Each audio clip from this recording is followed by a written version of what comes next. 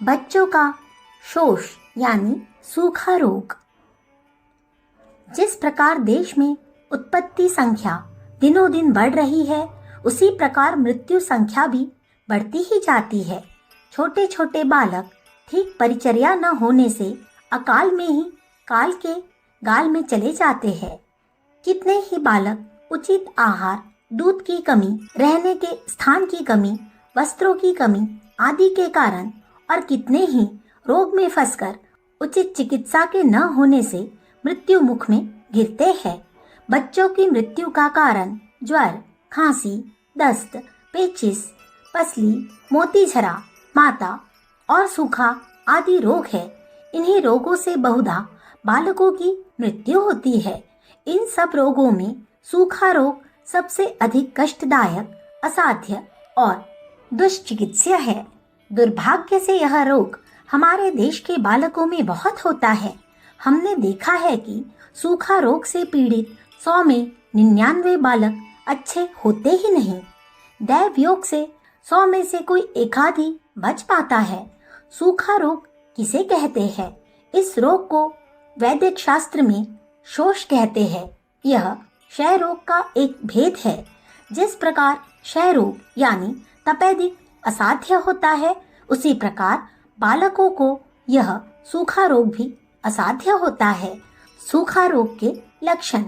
सूखा रोग का बालक बहुत दुर्बल हो जाता है।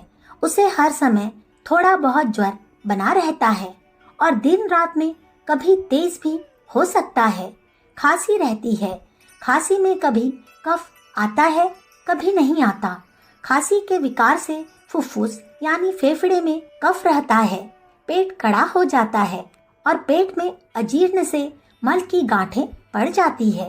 कभी कभी अपने आप पतले दस्त भी हो जाते हैं। बच्चे को कभी भूख लगती है, कभी नहीं।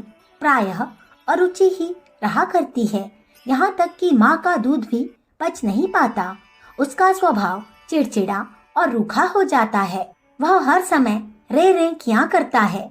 शरीर में रक्त मांस की कमी हो जाती है और उसके हाथ पांव सूखकर पतले लकड़ी से हो जाते हैं। पीठ, रीढ़, खंबा, कमर आदि अंगों का मांस सूख जाता है और बैठक की जगह खाल लटक कर सलवटे पड़ जाया करती है। बच्चे की आवाज यानी स्वर बहुत क्षीण हो जाती है तथा वह हर प्रकार से अशक्त हो जाता है। सूखा रोग क्यों होता है? सूखा रोग होने के मोटे मोटे ये 3 कारण हैं। पहला, माता के पोषक तत्वहीन दूषित दूध से। यह रोग बच्चे को दूध की खराबी से होता है। बच्चे तो किसी प्रकार का कुपथ्य करते नहीं, किंतु उनको दूध पिलाने वाली उनकी माँ अथवा गाय कुपथ्य कर लेती है। जो छोटे छोटे बालक अपनी माँ का दूध पीते हैं, उनको शरीर की वृद्धि और पोषण के लिए अच्छा दूध मिलना चाहिए।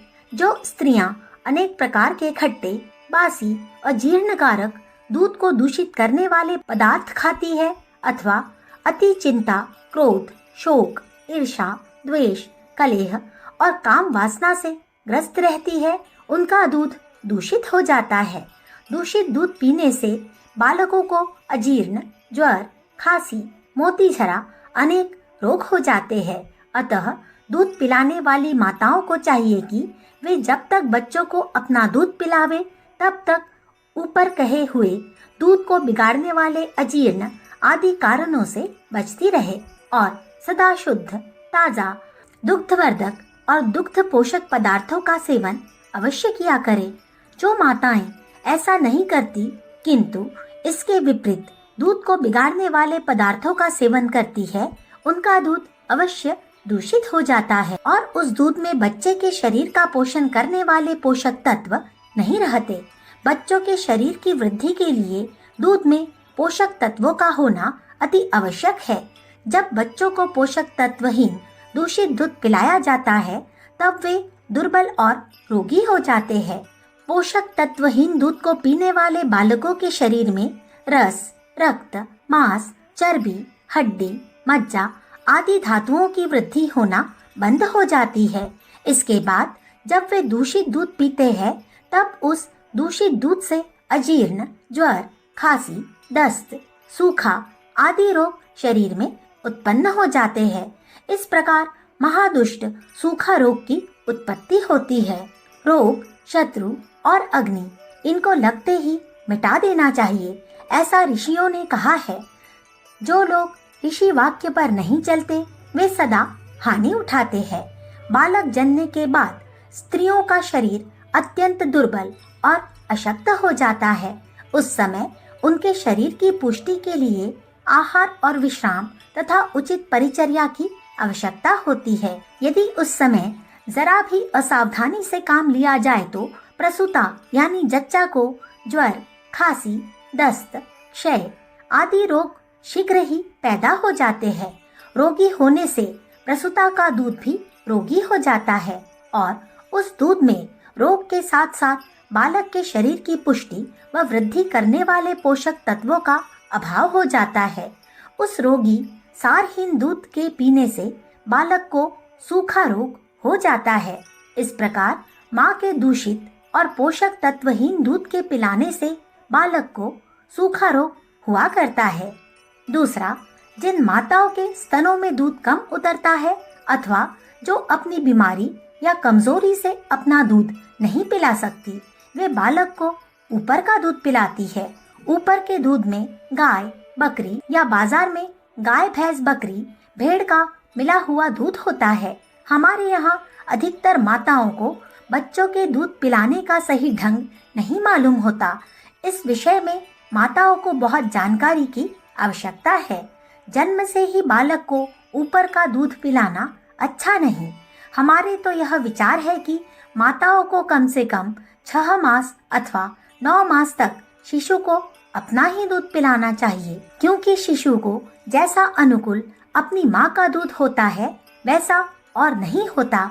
यदि माता के दूध कम उतरे अथवा रोग आदि से दूषित हो तो उन्हें योग्य चिकित्सक से चिकित्सा कराकर उस दूध के दोषों को दूर करना चाहिए। 9 मास या 1 वर्ष का बालक इस योग्य हो जाता है कि वह ऊपर के दूध को पचा सके। बालक को यदि ऊपर का ही दूध पिलाना हो तो गाय या बकरी का ताजा दूध लेकर उसमें थोड़ा जल मिलाकर मंद अग्नि में अटाकर उसमें किंचित मीठा मिलाकर थोड़ा थोड़ा पिलाना चाहिए। गाय से बकरी का दूध अधिक अच्छा होता है।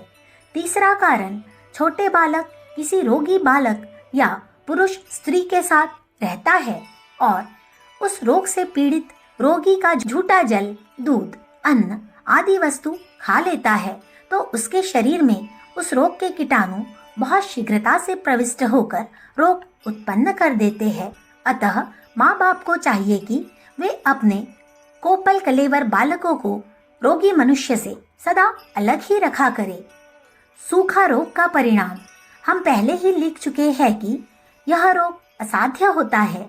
जिस घर में यह बच्चों को लग जाता है उसमें क्षय रोग की भांति अनेकों बच्चों की जान जाती है। हमने स्वयं देखा है कि इस महादुष्ट रोग से एक एक माँ ने अपने 9 बालक गंवाए हैं। अनेकों घर इस रोग के प्रताप से बलहीन हो गए हैं। आगे का वंश चलाने वाला कोई बालक ही न जिया।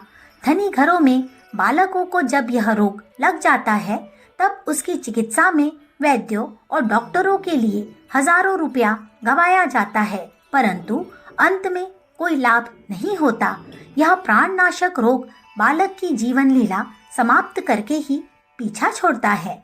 बहुत कम बच्चे इस मुंजी मरज के पंजे से बच पाते हैं।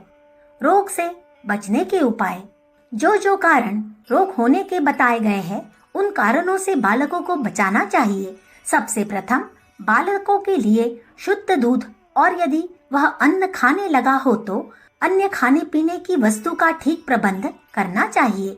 यदि बच्चे को माता के दूध की खराबी से यह सूखा रोग हुआ तो माता के दूध को शुद्ध कराने की चिकित्सा करानी चाहिए और उसकी माता का दूध पिलाना बंद कराकर उत्तम गाय या बकरी का विधि पूर्वक अटाया हुआ शुद्ध दूध पिलाना चाहिए। बच्चे को योग्य चिकित्सक को दिखाना चाहिए। इस रोग को चिकित्सा में ढील डालना या टालम टोल करना अच्छा नहीं, क्योंकि बहुत बढ़ जाने पर यह अच्छा होता ही नहीं, ऐसा देखा गया है। बालक को अत्युत्तम स्वर्ण भस्म यानी सोने का भस्म 2 चावल यानी चौथाई रत्ती लेकर उसे एक एक रत्ती दूध और अतीस के चूर्ण में मिलाकर नित्य प्रातः काल और सायंकाल खिलावे। उत्तम स्वर्ण भस्म विश्वसनीय स्थान से योग्य वैद्य राज्यों से लेवे, नकली से लाभ न होगा। अतीस, काकड़ सिंघी, छोटी पीपल और नागर मोथा इन चारों को उत्तम लेकर कूटकर चूर्ण बनावे। इस चूर्ण की मात्रा बालकों के लिए 1 रत्ती से 4 रत्ती तक की है। इस चूर्ण में 2 चावल स्वर्ण भस्म और आधी रत्ती मोती या मूंगा की भस्म मिलाकर शहद से मिलाकर दिन रात्रि में 2 बार से 4 बार तक खिलावे। सीतोपलादी चूर्ण में स्वर्ण भस्म अथवा मोती भस्म मिलाकर दिन रात में 4 बार नित्य समान भाग शहद घृत में मिलाकर खिलावे। च्यवनप्राश अवलेहमाशय में स्वर्ण या मोती मूंगा की भस्म मिलाकर दूध में घोलकर दिन रात्रि में सवेरे, दोपहर, शाम 3 बार खिलावे।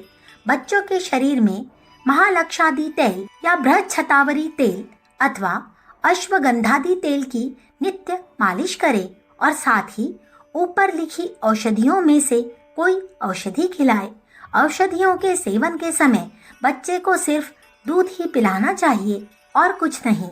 इस प्रकार बालक की चिकित्सा करनी चाहिए। अखंड ज्योति, फरवरी सन 1950, पृष्ठ संख्या 27, 28, 29। हमारे YouTube चैनल विचार क्रांति दूत अखंड ज्योति पत्रिका को सब्सक्राइब करें एवं अगली वीडियोस प्राप्त करने के लिए बेल आइकन दबाएं। धन्यवाद।